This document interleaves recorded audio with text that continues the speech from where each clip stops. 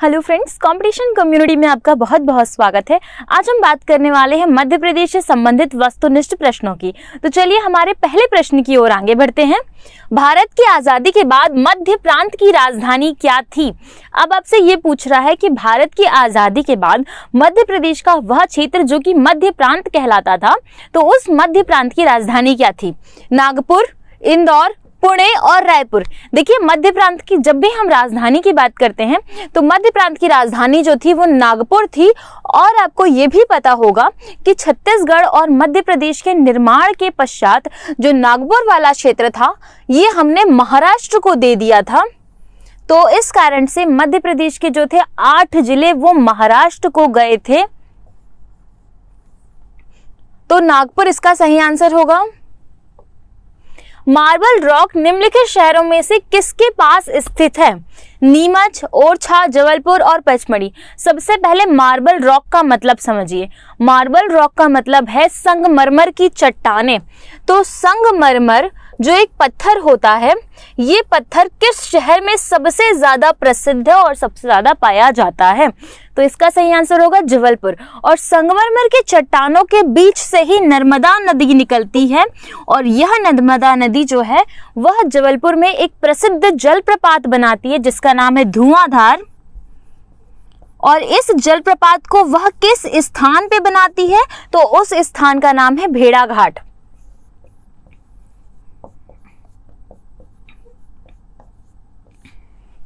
Next question में चलेंगे।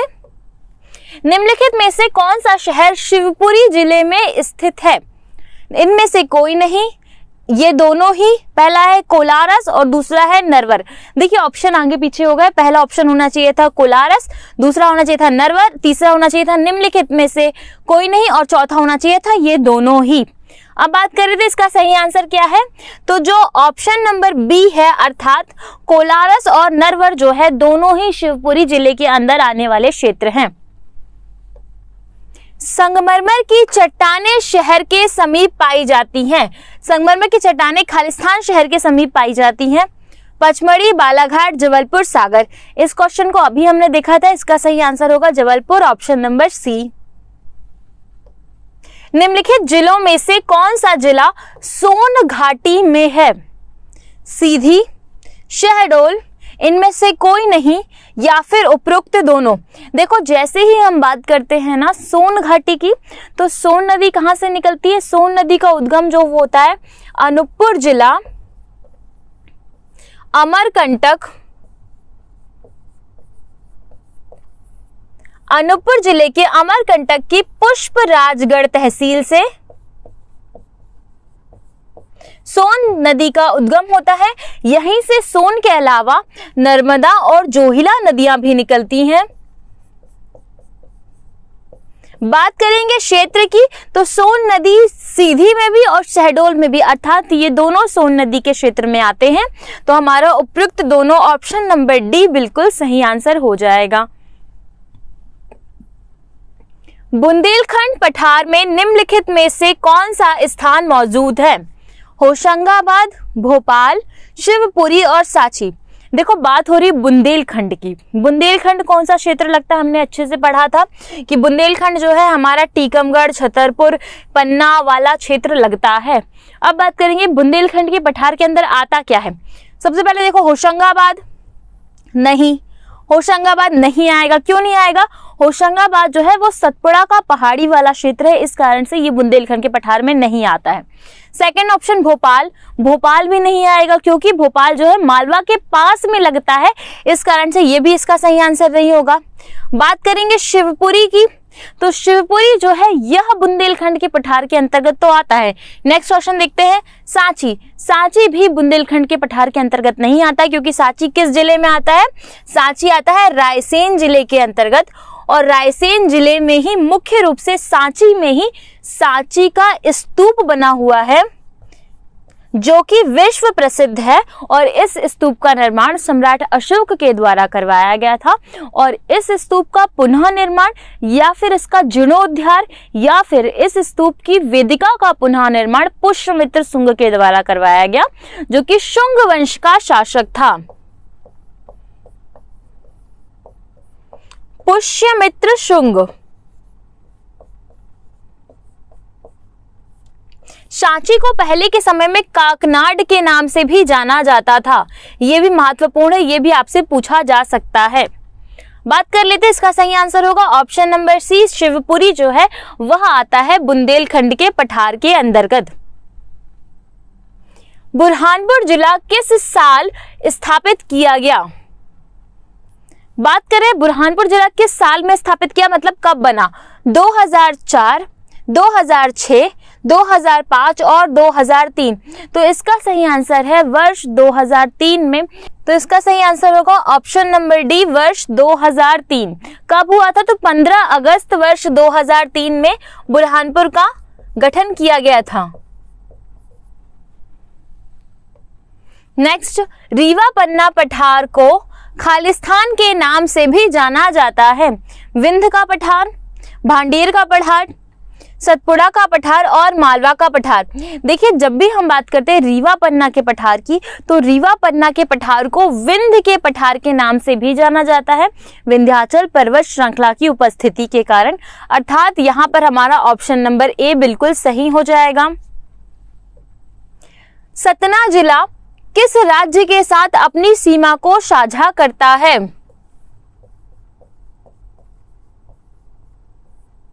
देखिए, सतना के बारे में पूछ रहा है, मतलब सतना जो है किस राज्य के साथ अपनी सीमा को साझा करता है। सबसे पहले मध्य प्रदेश में सतना की स्थिति आपको पता होनी चाहिए किस तरफ में है। तो सतना जो है, अगर हम ये मध्य प्रदेश को रखते हैं तो सतना जो है वो सीधी सतना सिंगरौली यहाँ वाले क्षेत्र में, अर्थात यहाँ पे सतना हमें दिखाई देता है। आप पढ़ेंगे कौन सा राज्य? छत्तीसगढ़, उत्तर प्रदेश, राजस्थान और गुजरात। आप इन चारों राज्यों की हम स्थिति देखते हैं। सबसे पहले जब हम छत्तीसगढ़ की बात करते हैं तो छत्तीसगढ़ जो है वो मध्य प्रदेश को इस भाग से स्पर्श करता है, छत्तीसगढ़। नीचे हम देखते हैं महाराष्ट्र, अगला ऑप्शन में है गुजरात, राजस्थान और उत्तर प्रदेश। तो हमें यहां पे दिखाई देता है राजस्थान, यहां हमें देता है गुजरात और यहां पे हमें दिखाई देता है यूपी अर्थात उत्तर प्रदेश। तो इसका सही आंसर होगा उत्तर प्रदेश, यूपी, क्योंकि सतना जो है वो उत्तर प्रदेश के साथ अपनी सीमा को साझा करता है। हमारा ऑप्शन नंबर बी यहां पर बिल्कुल सही हो जाएगा। परसली कौन से जिले में स्थित है? परसली जो एक स्थान है यह किस जिले में स्थित है? अब आपसे ये पूछ रहा है। सीधी, इंदौर, भोपाल और मंदसौर। देखिए, परसली जो है ना, यह मुख्य रूप से जब हम देखते हैं तो ये हमें यहां पर दिखाई देता है, जो कि सीधी जिले के अंतर्गत स्थित एक स्थान है। निम्नलिखित राज्यों में से कौन सा मध्य प्रदेश की सीमा राज्य नहीं है, मध्य प्रदेश का सीमावर्ती राज्य नहीं है? इसका मतलब ये कि निम्न में से कौन सा राज्य ऐसा है जो कि मध्य प्रदेश से अपनी सीमा को साझा नहीं करता है? ऑप्शन देखेंगे कर्नाटक, उत्तर प्रदेश, राजस्थान और गुजरात। हमने मध्य प्रदेश को बहुत बार पढ़ा है और हमें पता है कि इसके 5 पड़ोसी राज्य हैं। 5 पड़ोसी राज्य कौन कौन से? सबसे पहले जब हम यहाँ पर देखते हैं तो हमें यहाँ पे राजस्थान दिखाई देता है। उसके बाद जब हम देखते हैं तो यहाँ पर हमें गुजरात दिखाई देता है, नीचे हमें महाराष्ट्र दिखाई देता है, इस तरफ में हमें छत्तीसगढ़ दिखाई देता है और यहाँ पे हमें यूपी दिखाई देता है। तो इस प्रकार से मध्य प्रदेश के 5 पड़ोसी राज्य हैं। यहाँ पे ऑप्शन में कर्नाटका पूछा था, आप कर्नाटका को देख सकते हैं। कर्नाटका जो है यहाँ महाराष्ट्र के साथ तो लगता है लेकिन मध्य प्रदेश के साथ नहीं लगता है। इस कारण से हमारा ऑप्शन नंबर 1 कर्नाटक सही हो जाएगा। मध्य प्रदेश से गुजरने वाला महत्वपूर्ण अक्षांश कौन सा है? मकर रेखा, कर्क रेखा, आर्कटिक वृत्त और भूमध्य रेखा। देखिए, पृथ्वी पर काल्पनिक अक्षांश खींचे गए हैं, वहीं काल्पनिक देशांतर भी खींचे गए हैं, परंतु मध्य प्रदेश से और भारत से गुजरने वाला सबसे महत्वपूर्ण अक्षांश जब पूछा जाएगा तो कर्क रेखा इसका बिल्कुल सही आंसर होगा। अब ये देखिए कि जो कर्क रेखा है वो 23.5 डिग्री पर स्थित है। इसके अलावा ये मध्य प्रदेश के साथ अन्य राज्यों से भी गुजरती है और ये मध्य प्रदेश के कुल 14 जिलों से गुजरती है। और जब हम राज्यों की बात करते हैं तो यह राजस्थान, गुजरात, मध्य प्रदेश, छत्तीसगढ़, झारखंड, पश्चिम बंगाल, त्रिपुरा और मिजोरम से भी गुजरती है।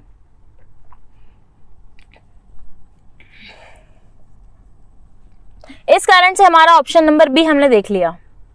निम्नलिखित में से कौन सा जिला मालवा क्षेत्र में नहीं आता है?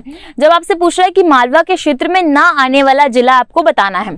शाजापुर, मंडला, देवास और रतलाम। देखिए शाजापुर उज्जैन संभाग के अंतर्गत आता है, हमने ये देखा था। देवास की जब हम बात करते हैं तो देवास भी जो है वह उज्जैन की तरफ में ही आता है, ये भी हमने देखा था, क्योंकि भगवान यहाँ पे वास कर रहे थे ना, तो इस कारण से देवास भी हो गया। रतलाम की जब हम बात करते हैं तो ये भी उज्जैन संभाग के अंतर्गत ही आता है। मंडला की जब हम बात करेंगे तो मंडला जो है ये जबलपुर के अंतर्गत आता है। और ये जो आपको फोटो दिखाई दे रही है ये आपको एक बड़ा सा दुर्ग दिखाई दे रहा है, और इस दुर्ग के जस्ट पीछे में मेरा घर है। आप कभी आइएगा, आपको हम जरूर घुमाएंगे मंडला।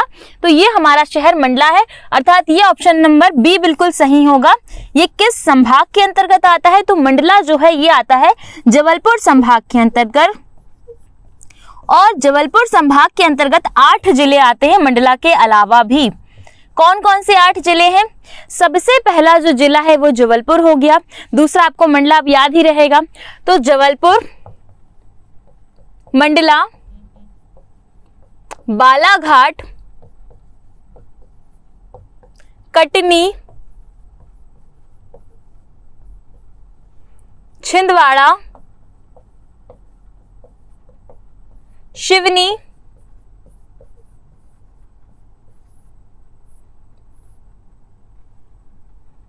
नरसिंहपुर,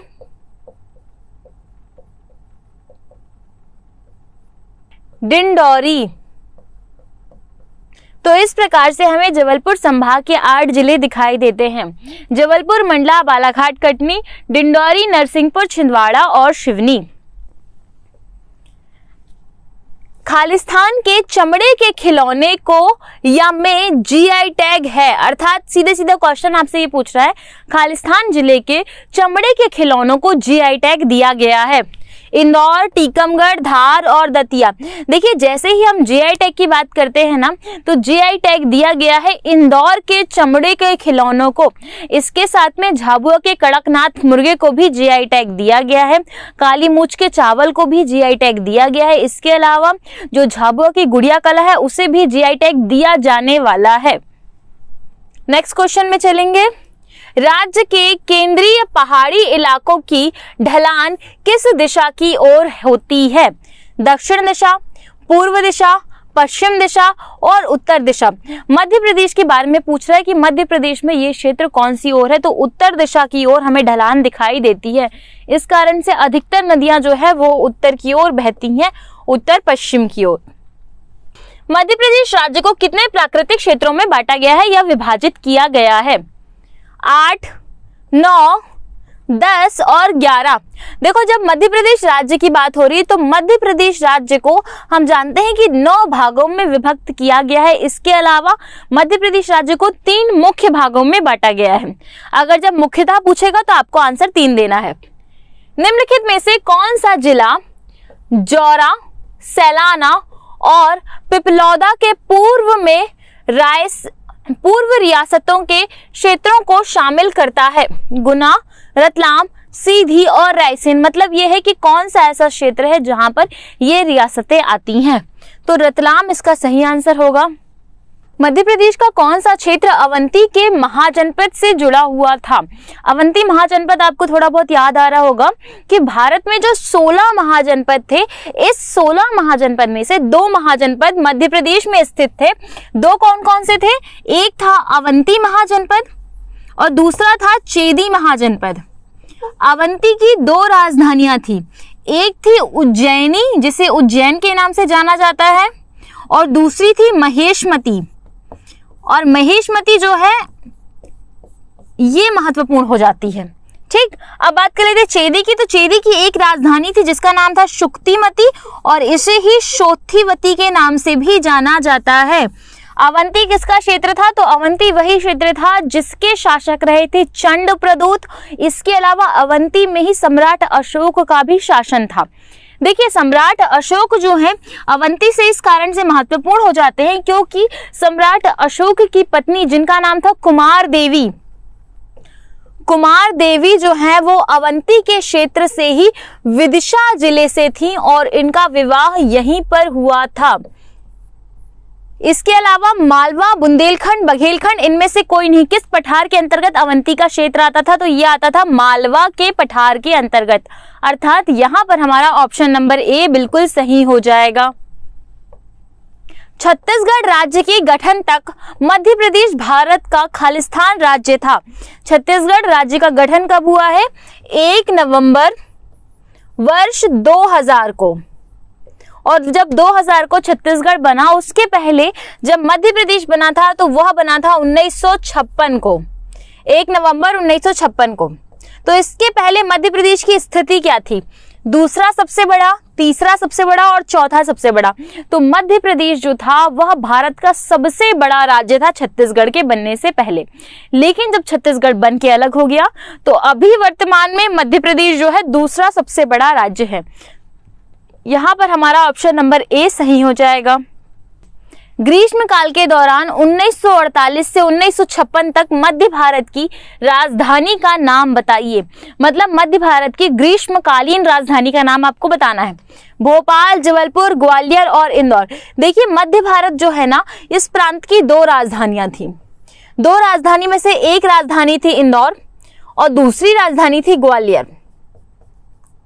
जब हम बात करें ग्रीष्म काल की राजधानी की, मतलब जहां पे गर्मी थोड़ी कम लगती हो, जहां ठंड थोड़ी ज्यादा हो, तो वो क्षेत्र था इंदौर का क्षेत्र। तो इस कारण से हमारा ऑप्शन नंबर डी बिल्कुल सही होगा।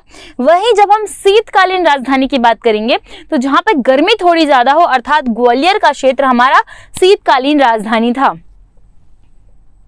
होशंगाबाद में स्थित पर्वत श्रृंखलाओं के नाम बताइए।